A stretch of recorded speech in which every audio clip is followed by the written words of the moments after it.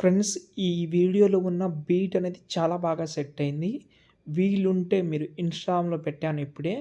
Check చేయండి. ఎందుకంటే beat తోటి మీకు బాగా సెట్ అవుతుంది. బాగా నచ్చుతుంది కూడా. ఒకసారి చూద్దాం. వీలుంటే మొత్తం వీడియో అంటే సాంగ్ మొత్తం చూపిస్తా. లేకపోతే ఇన్‌స్టాగ్రామ్‌లో చూడండి. ఏమన్నా ఏం విన్నా కన్నుతో మాట్లాడే భాషేనే ఏమన్నా చేసావై మనసుతో మాట్లాడే మోహమే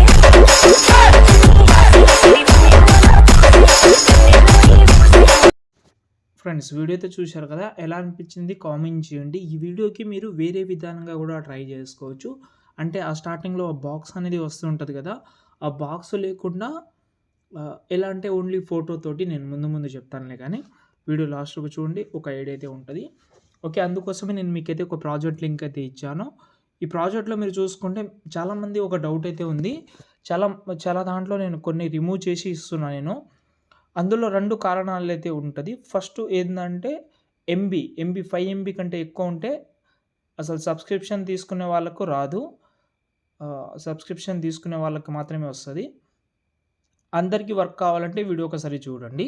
ఇంకోటి, సెకండ్ కారణం ఏందంటే అది మీకు కూడా కొందరి చాలామంది కొంచెమైనా ట్యుటోరియల్ చెప్పమని, కొన్ని తెలియని ఎఫెక్ట్ చెప్పమని చెప్తారు కాబట్టి దానికోసం ఈ 2 విషయాలు మీకు అయితే యూజ్ అవుతుందని.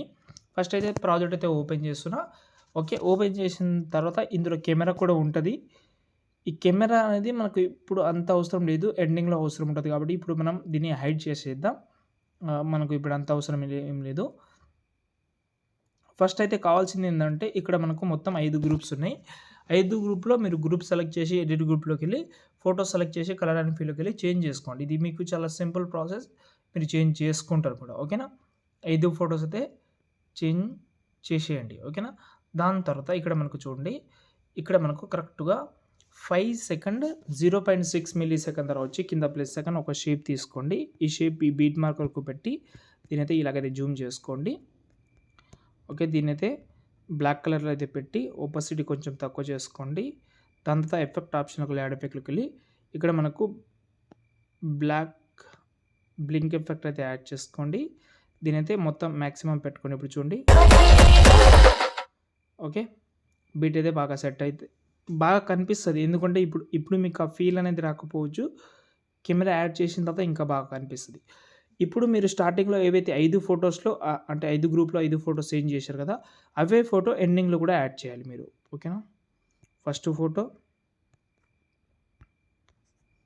Second, third,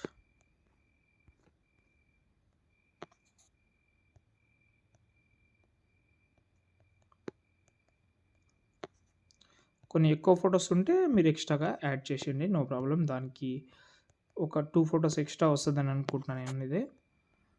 okay. ఇప్పుడు మనం ఏం చేద్దామంటే ఫస్ట్ ఫోటో దగ్గర వచ్చి ఎఫెక్ట్ ఆప్షన్‌లోకి వెళ్ళకండి. మూవ్ అండ్ ట్రాన్స్ఫర్‌లోకి వెళ్ళి స్టార్టింగ్‌లో ఒక కీ ఫ్రేమ్, కొంచెం ఇక్కడైతే ఒక కీ ఫ్రేమ్ యాడ్ చేసి దీన్నైతే జూమ్ చేస్తున్నా. మధ్యలో వచ్చి కర్వ్ యాడ్ చేస్తున్నా. ఇప్పుడు చూడండి ఇలా వస్తది. దీనికి మనం ఎఫెక్ట్ ఆప్షన్‌లోకి వెళ్ళి ఇక్కడ మళ్ళీ మూవ్ అండ్ ట్రాన్స్ఫర్‌లోకి వెళ్ళిన తర్వాత ఇక్కడ మనకు రాండమ్ అనే ఒక యానిమేషన్ ఉంటది. ఇక్కడ 2 మార్చ్ అనే ఒక ప్రీసెట్ ఉంటది. దాన్ని యాడ్ చేసి స్టార్టింగ్‌లో ఒక 200 చేసుకోండి. మళ్ళీ కొంచెం జరిపి ఒక 10 చేసుకోండి. ఇప్పుడు చూడండి. ఇప్పుడు దీన్ని మనం కాపీ చేద్దాం.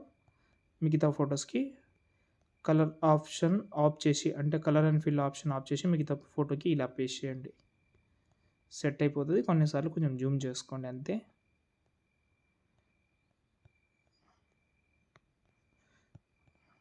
ఓకే. కొంచెం టైం వేస్ట్ అయినా పర్వాలేదు. కొంచెం బాగా చేసుకోండి.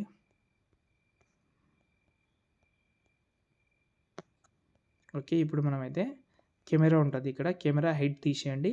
కెమెరా ఆన్ చేసుకొని ఇప్పుడు చూసుకోండి వీడియో. అంతే. దాని తర్వాత సేవ్ చేసుకోండి.